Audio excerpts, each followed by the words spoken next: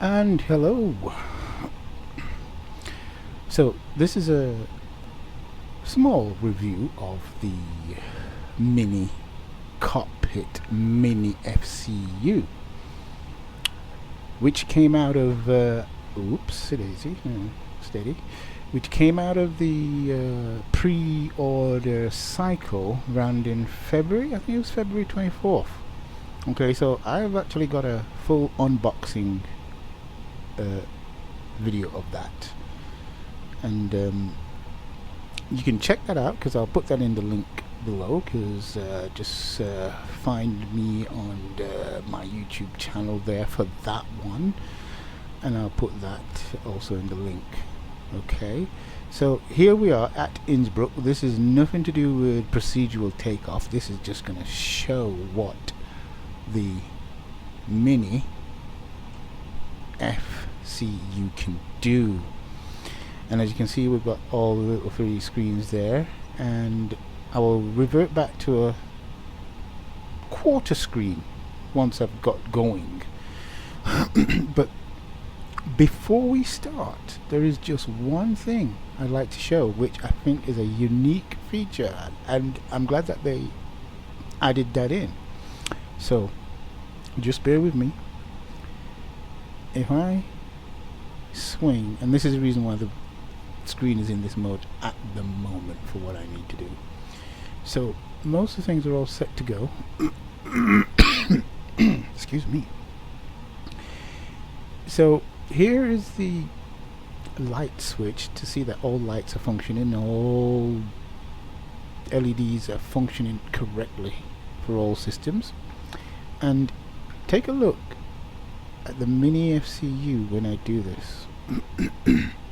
So I'm going to go for all lights LED switch test, and all lights come on. I think that's a really nice feature that they actually added in to make sure that that works. Okay, so that is just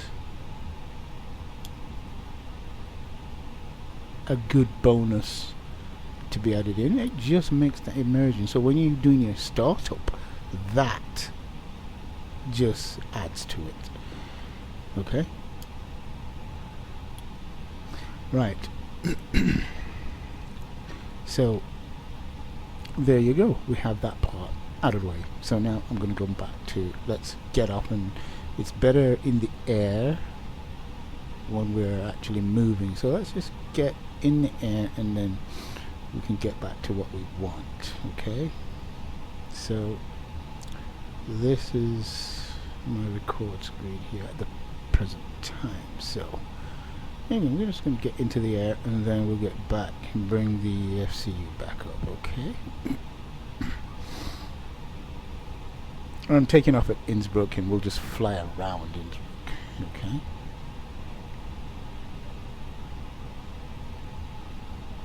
And again, this is nothing to do with procedural takes off and any of that. This is just to get going. And engines are stable. And let's go. And if you just watch the MCU there, it's just that when I bring it up, it'll be nearly blocking the screen. I just want to get a good takeoff.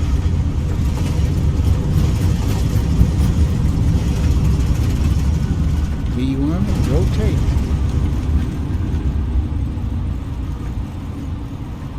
Okay. So now let's bring it up.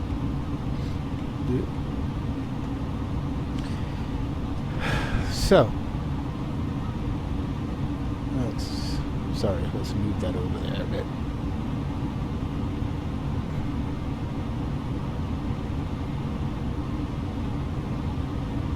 Because I'm just going to punch in the route and let it fly. So let's bring that up.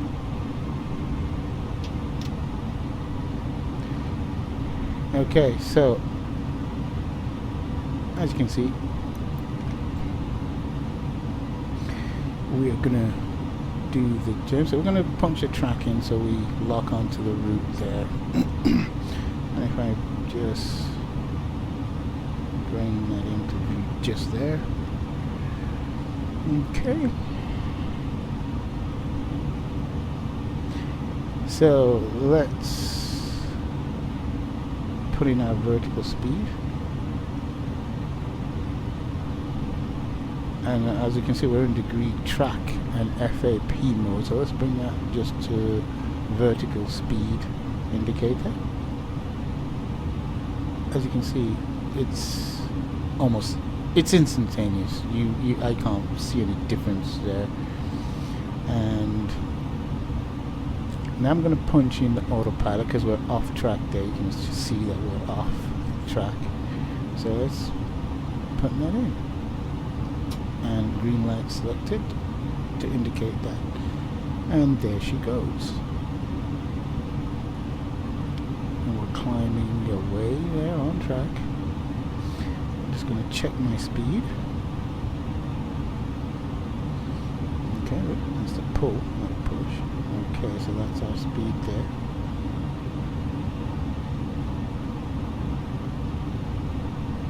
Put it back to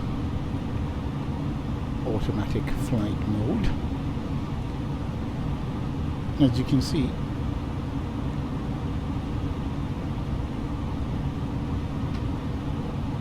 you're getting a very nice response there, and that's almost instantaneous when you look at the display and the feedback coming back. I don't see any delay there. And we can just have a quick check of that. Alright, and then you can instantly see that it'll rise.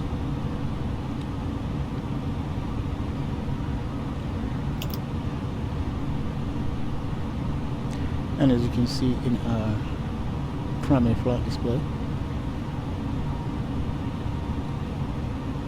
we're at 135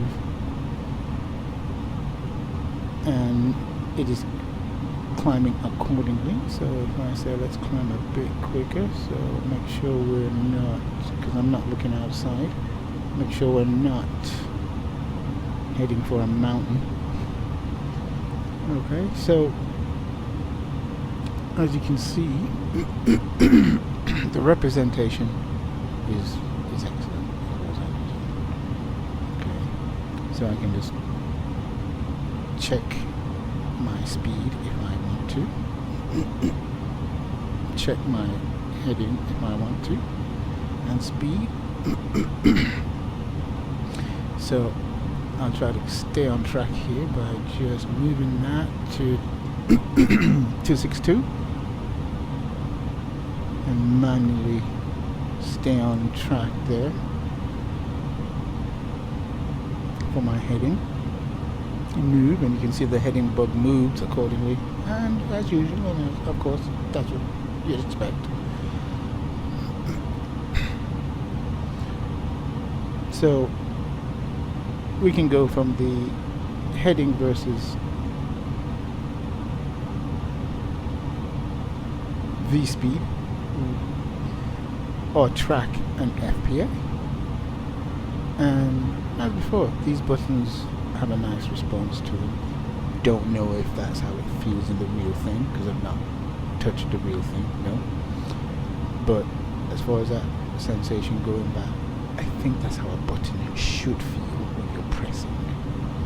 Okay, so we've just approached 13, and as you can see, we've leveled off there.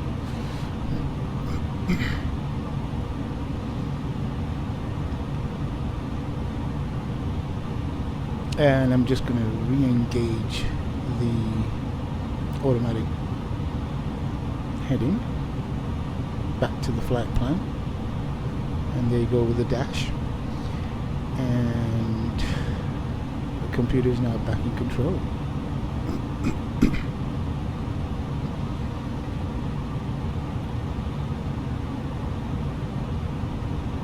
And of course, when landing, I'm guaranteed that everything should follow as the procedures that you're in dictate. Let's bring this back to 1,000. Alright, and up one, and there she goes. So that is a very nice feel to it. And right there I can see that actually above my standard, so let's just put this into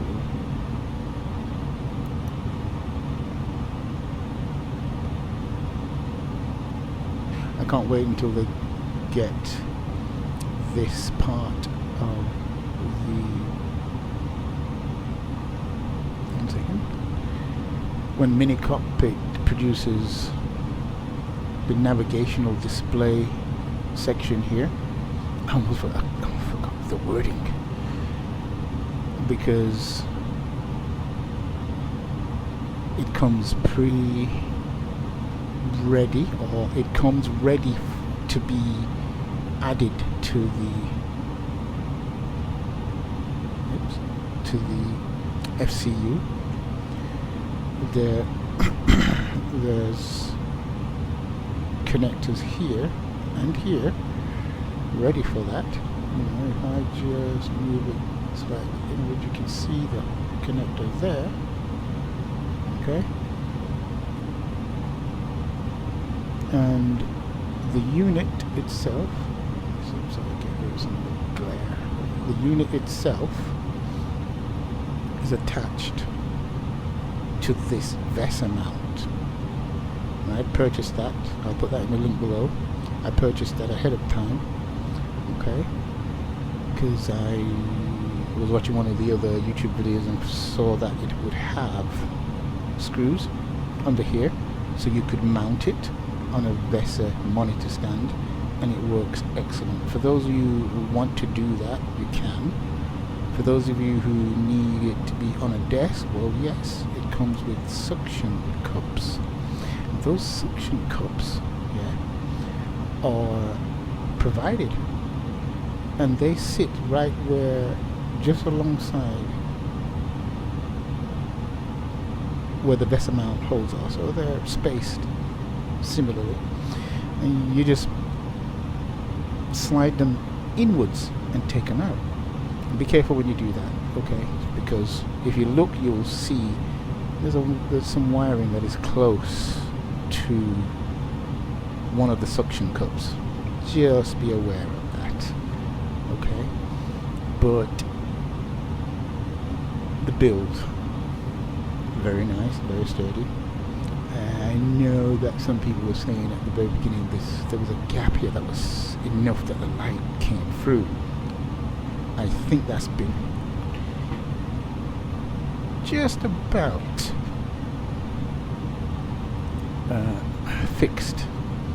Okay, the cable at the back, which is here, it was a micro USB to USB, and there were some complaints about that because it was short. Well, they fixed that.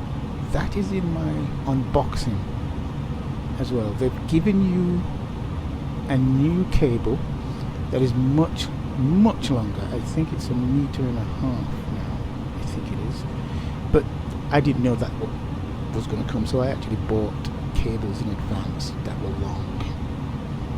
Yeah, I think mine's 3. I couldn't get a shorter one. I seen a 3-meter cable that would do. Okay, and I've not had to use them. You now get 1.5 meters long cable. Okay, and that is, I would think, sufficient for just about everybody. Okay, so as you can see, this is working fine.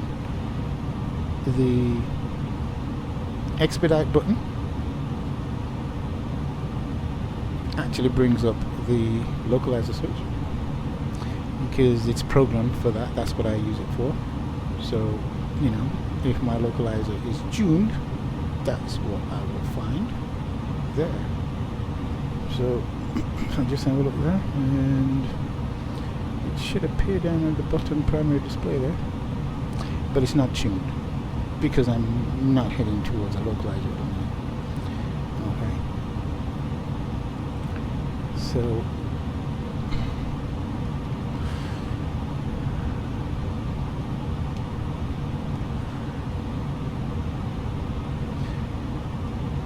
what I'm going to do is make my way back to the airport.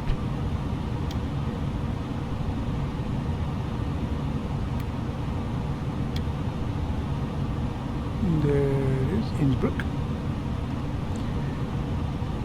So the lighting on here is, I think, just right. There are other products coming on the market. I know of at least Wing, is it? That has the product out. And you can go and check that out and see what you think. You can compare them. And at the time, I didn't know that one was coming out until I heard via, I think it was a YouTuber that I heard that from. I forget the name, I'll come back to it later. Okay, but as you can see, it works fine, and it gives you all the immersion that you need.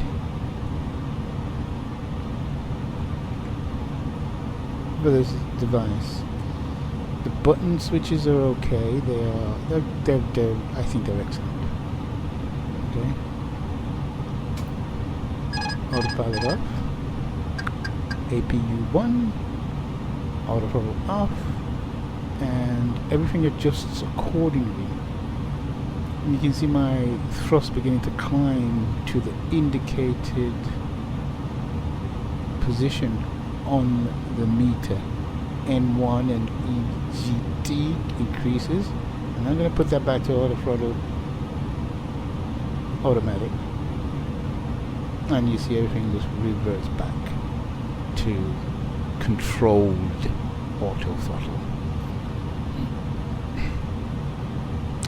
And APU on, and also go back to speed throttle control, auto throttle control.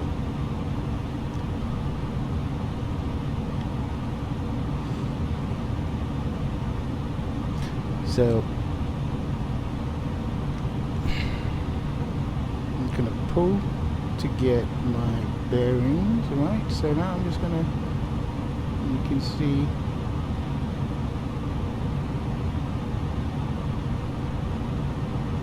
go to 50 degrees off my wing and let it come around as we head back to Innsbruck.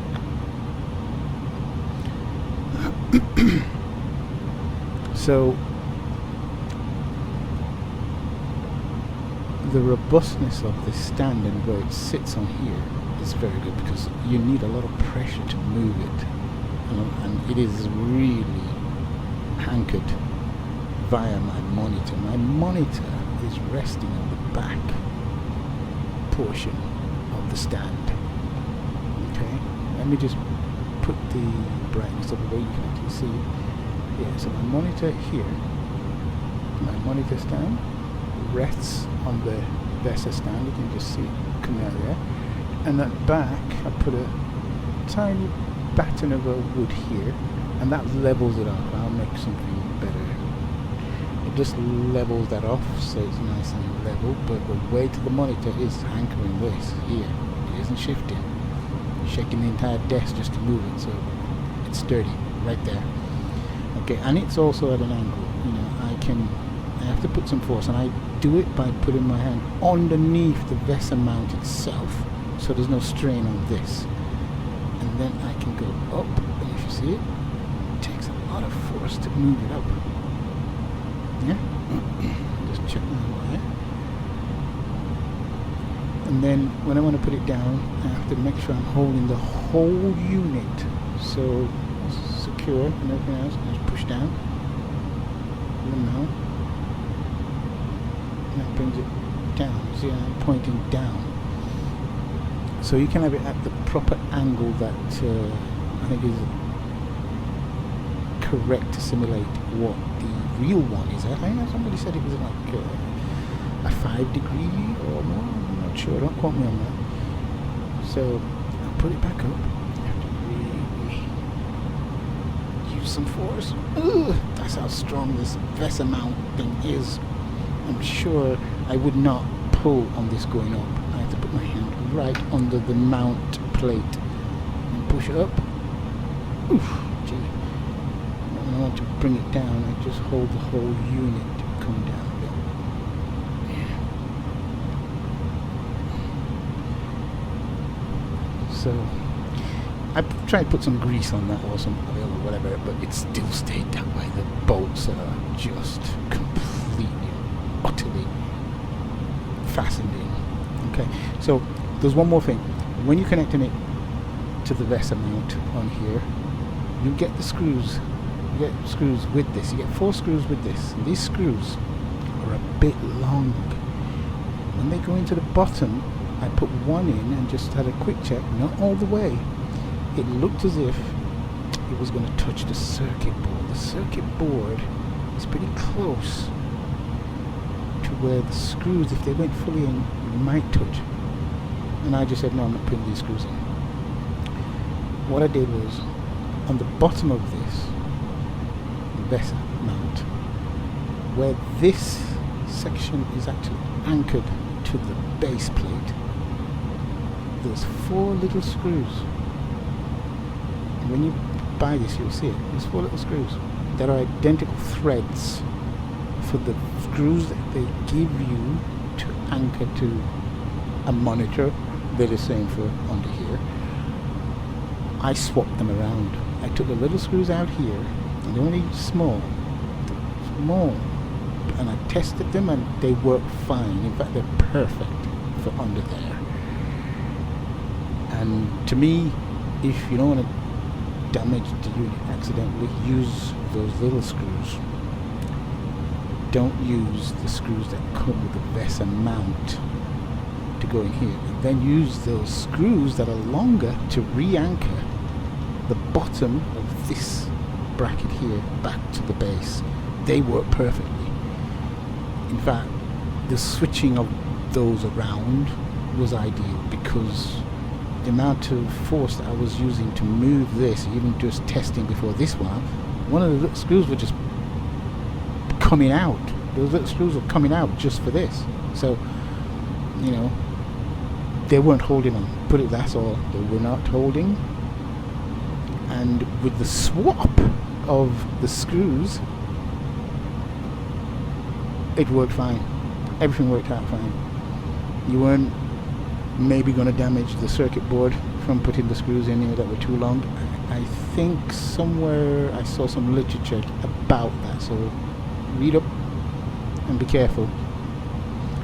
Okay, the screws that come with the VESA mount, basically, don't use those. They're a bit too long. Unless they change them, they're a bit just too long.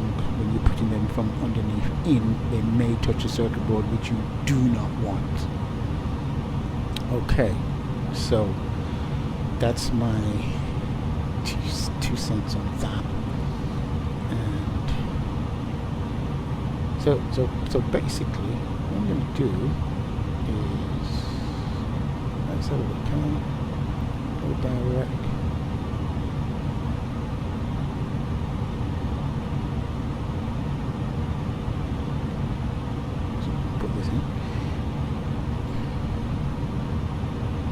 See if we can get back to the airport.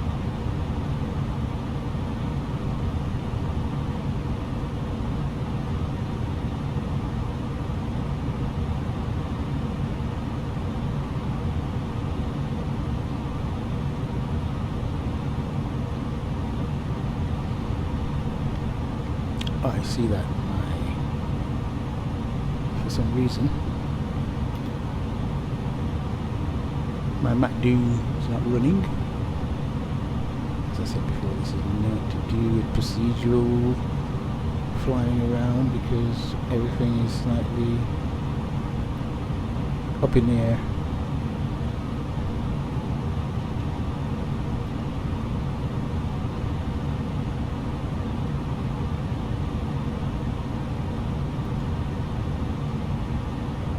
What am I trying to do here?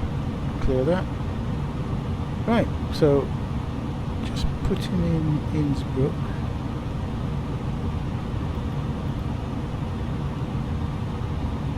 direct to Innsbruck. Now let's get back. I just said go direct to Innsbruck.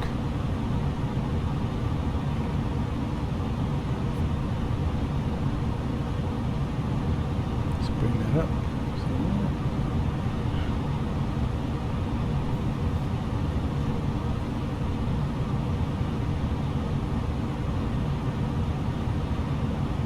And as you can see down here, we're literally heading that way now.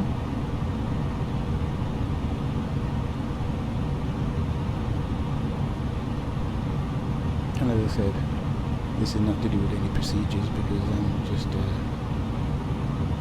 all over the place at the minute because my landing gears are still down. I was wondering why my speed warning tape was still there.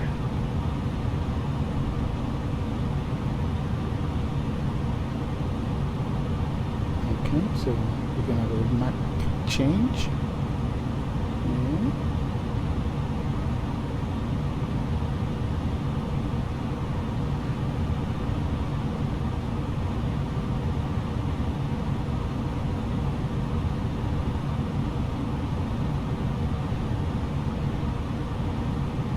Let's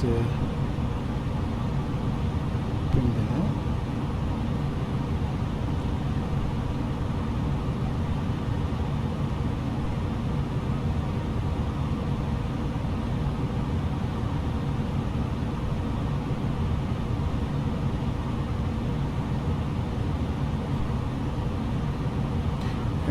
Okay, so there you have it.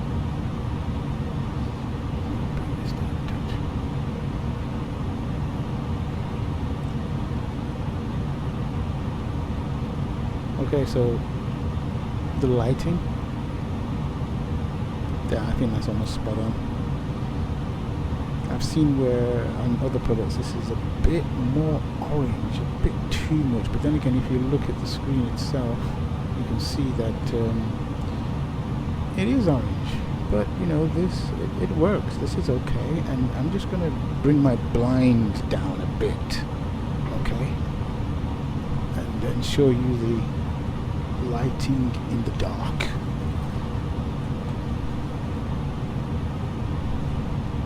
So you can see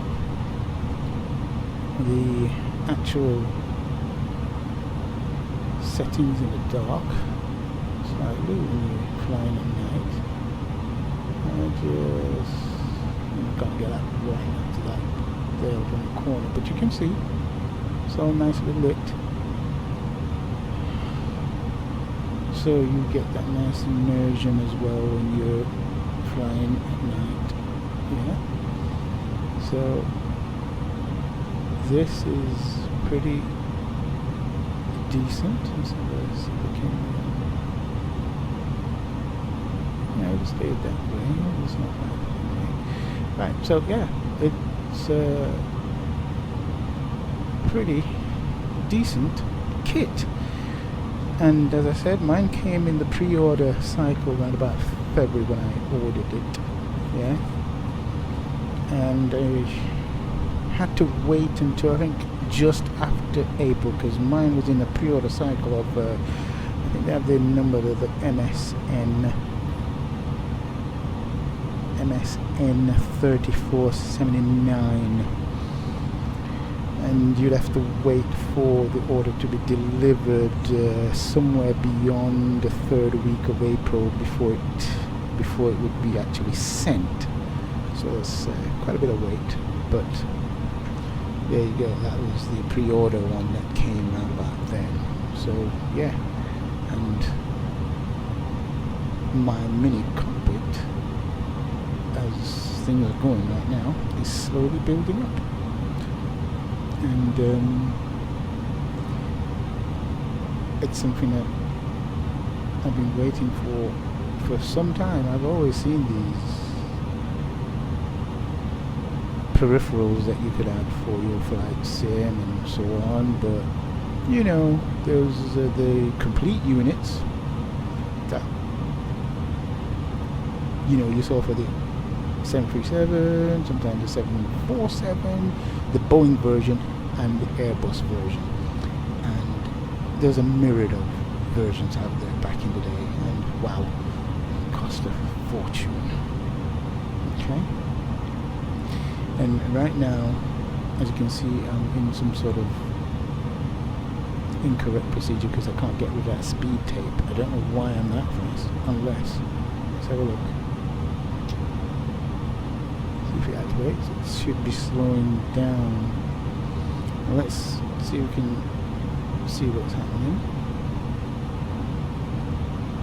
I'm not going that fast. Okay, I'm going to bring that down. Right, yeah. It should slow me down a bit.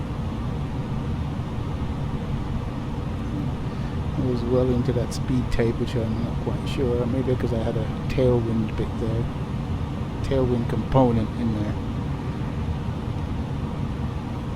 Well, that's heading back to Innsbruck. I'm just going to bring myself down.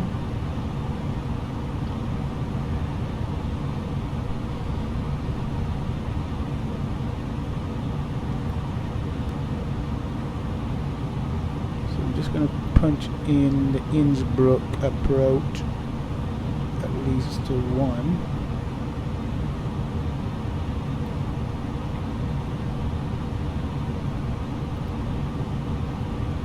Just bear with me. So if I punch my 30 Innsbruck approach,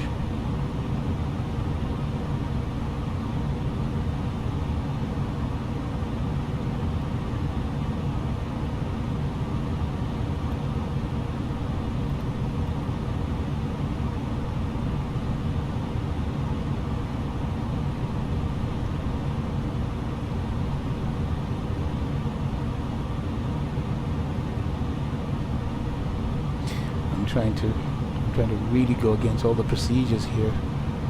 I'm just about to fly over. So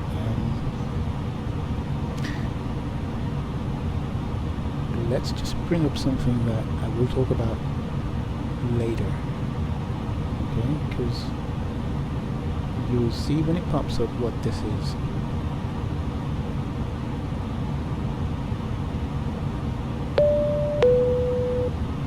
Remember, no procedural functions going on this flight here. None.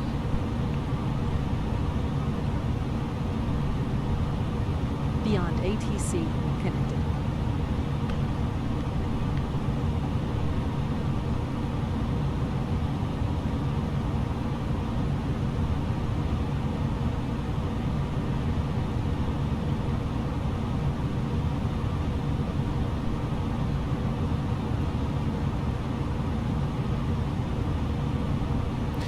Okay, so basically this is not a little tutorial of ATC. This will be sometime.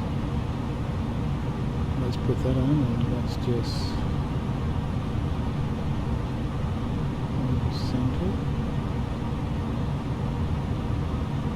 tower Innsbruck.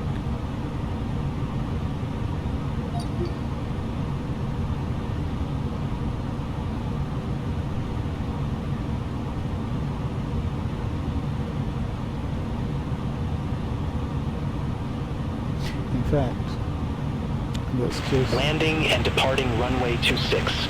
Transition level 100. Bird activity in vicinity of airport. Advise on initial contact you have information mic. Innsbruck Airport information mic. 1458 Zulu. Wind 275 at 4 few clouds at 2,500. Ceiling 5,000. Okay, so that is for another day.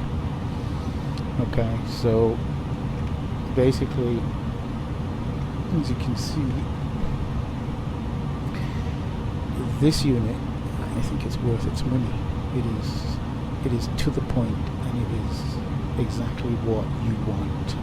And I am impressed, and I am satisfied with what I've got here.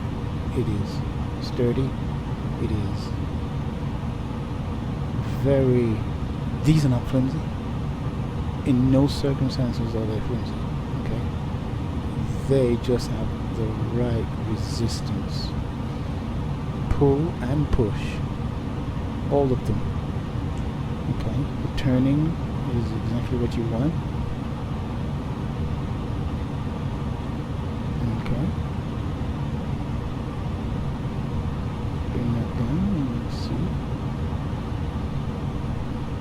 Okay, so take that up. Right. So there you have it. The FCU. I don't know why I always try to say MCU for some reason. Don't. The FCU from MiniCockpit. Two of the products at least I know are going to come out that will be fitting on each side. Okay, I think that the EFIS is going to be over here. I'm in two minds of them putting that there, you know, because I guess it's the other function, because basically you'll have the mirror image if you were going to do it correctly. You'll have the mirror image, which basically you don't really want, and you just see all that it's switched because we've gone past our destination. Okay.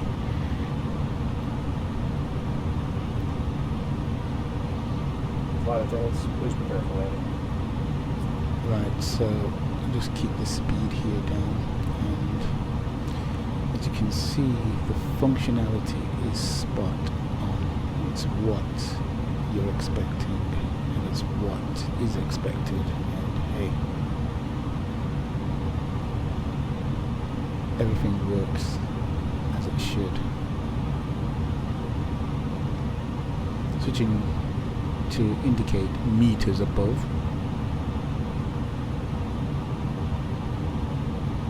And switching back from heading to track mode.